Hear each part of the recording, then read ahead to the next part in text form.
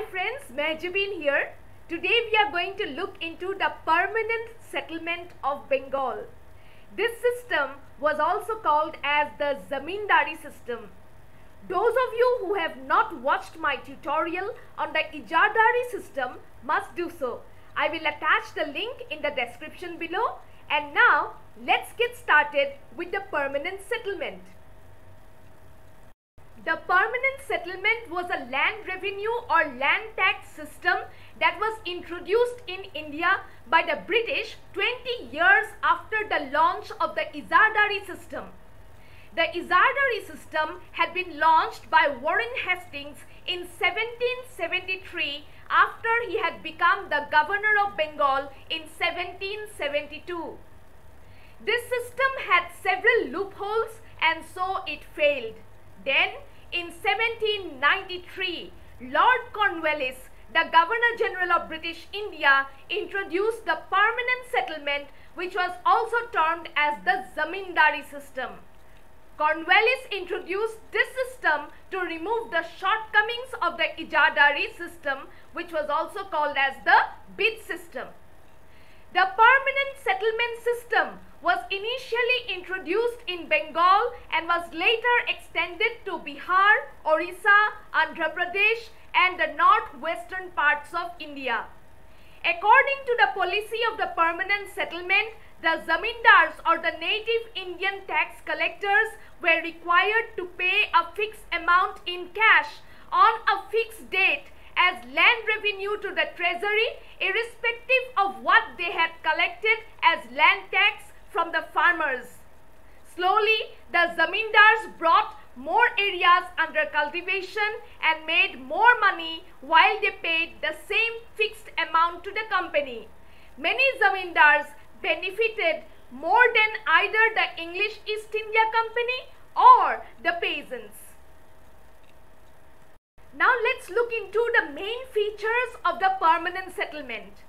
The revenue that the zamindars had to pay to the English East India Company was firmly fixed and would not be raised under any circumstances.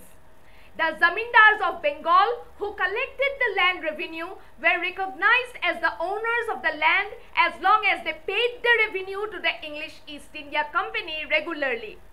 In case the zamindars could collect more than the prescribed revenue, they could keep the surplus. The zamindars were given hereditary rights over the land. They could sell or mortgage the land. The land cultivators became the tenants of the zamindars. These cultivators lost their ancestral rights. The permanent settlement took away the administrative and judicial functions of the zamindars. Now, how was the permanent settlement beneficial to the British? The permanent settlement had the following advantages for the British. The zamindars turned out to be firm supporters of the British.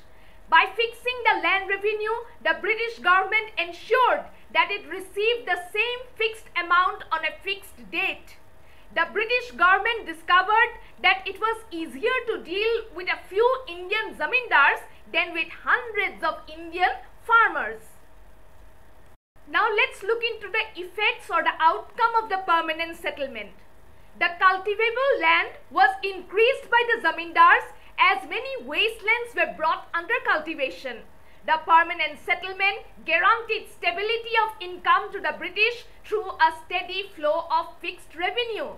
It enabled the English East India Company to maximize its income as the revenue was fixed at a higher rate in comparison to the past. Collecting taxes through a small number of zamindars had become simpler and cheaper for the company. The company was now no longer required to deal with thousands of cultivators. The zamindars became a new class of Indian people who were loyal to the British. When the zamindars failed to pay the revenue, their property was seized by the British and auctioned off. The cultivators on the land were the people who belonged to the peasant community. They were oppressed and exploited by the zamindars. The zamindars increased the rent of the land frequently. They even evicted the farmers, that is, drove them away from their lands if they failed to pay the rent. This led to widespread poverty among the cultivators. The zamindars ill-treated the farmers to extract the revenue from them. Most of the rich zamindars often left the rent collection to agents as they were settled in towns. These agents forced the peasants to pay all kinds of illegal taxes besides the legal ones. This led to a great deal of misery amongst the peasants and farmers. During the Mughal period, a share of the crop was fixed as land tax, but the cultivator enjoyed independence and was self-sufficient. The permanent settlement system made the cultivators lose their independence and self-sufficient status.